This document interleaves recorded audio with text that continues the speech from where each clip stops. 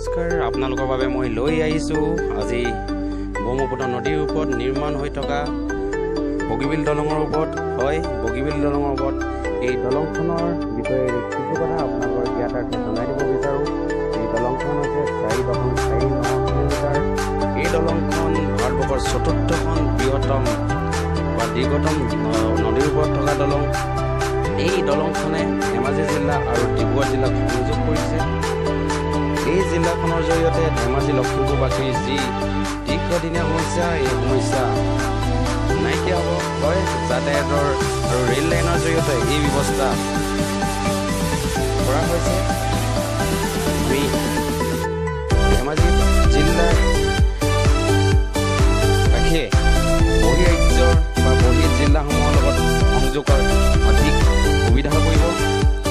আপোনালোকে এই দলংখনৰ ওপৰত যি কাম হৈ আছে কামৰ কিছু দৃশ্য আপোনালোকে দেখিছে। ইয়াৰ 90% অধিক শতাংশ কাম সম্পূৰ্ণ হৈছে। এই দলংখনৰ যি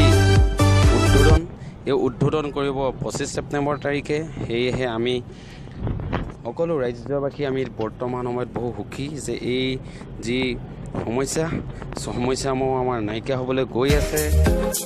এই দলংখনৰ জৰিয়তে আমাৰ যি যাতায়াতৰ ক্ষেত্ৰত আমাৰ সমস্যাৰ সন্মুখীন হৈ আহিছিলোঁ এই সমস্যাসমূহ নাইকিয়া হ'ব। এই দলংখন তলৰ পৰা ওপৰৰ পৰা আমি প্ৰতিটো চুকৰ পৰা আপোনালোকলৈ কিছু ভিডিঅ' আগবঢ়াইছোঁ যাতে আপোনালোকে চোৱাত সুবিধা হয়। এই দলংখনৰ জৰিয়তে যি সামগ্ৰীসমূহ আমদানি ৰপ্তানি কৰাৰ ক্ষেত্ৰত সমস্যাৰ সৃষ্টি হৈ আহিছিল বাৰিষা সময়ত হওক বা অন্য সময়ত, এতিয়া বৰ্তমান এই সমস্যাবোৰ নাইকিয়া হ'বলৈ গৈ আছে। এই দলংখন সম্পূৰ্ণ হোৱাৰ পিছত যাতায়াতৰ জৰিয়তে ৰেল লাইনৰ জৰিয়তে এই সকলোবোৰ যাতায়াত কৰা হ'ব। এতিয়া সকলো লোকে আমি ধেমাজিবাসী ৰাইজে স্বাগতম জনাইছোঁ। আপোনালোকে যাতে আমাৰ জিলালৈ আহি বা আমাৰ এইফালৰ ঠাইসমূহ উপভোগ কৰে আৰু ইয়াৰ জৰিয়তে এই দলংখনৰ জৰিয়তে অৰুণাচল প্ৰদেশৰ লগত সংযোগ কৰিবলৈ আমাৰ বহুতো সুবিধা হ'ব। যি আমি আগতে অন্যান্য ঠাইসমূহলৈ যাবলৈ আমি বহুত দূৰ ঘূৰিব লগা হৈছিলে, আমি বহুত দূৰ আমি যাতায়াতত যাব লগা হৈছিলে। এতিয়া এই সমস্যাবোৰ নাইকিয়া হৈ যাবলৈ ওলাইছে। আপোনালোক সকলোকে যাতে এই ক্ষণত ধেমাজিবাসীৰ লগত থিয় দি আমাক শুভেচ্ছা জনায় তাৰ বাবে আপোনালোকক আমি আহ্বান জনাইছোঁ।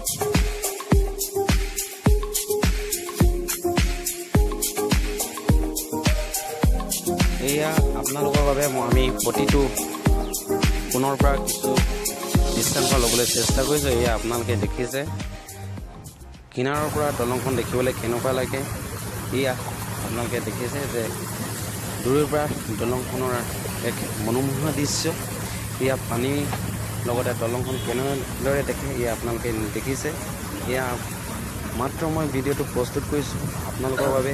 এই ভিডিঅ'টো চাওক আৰু এই দলংখন নদীৰ ওপৰত কেনেদৰে নিৰ্মাণ কৰা হৈছে ইয়াক চাওক আৰু শেষত এই ভিডিঅ'টো চাই লাইক শ্বেয়াৰ আৰু ছাবস্ক্ৰাইব কৰিব বুলি আশা কৰিছোঁ।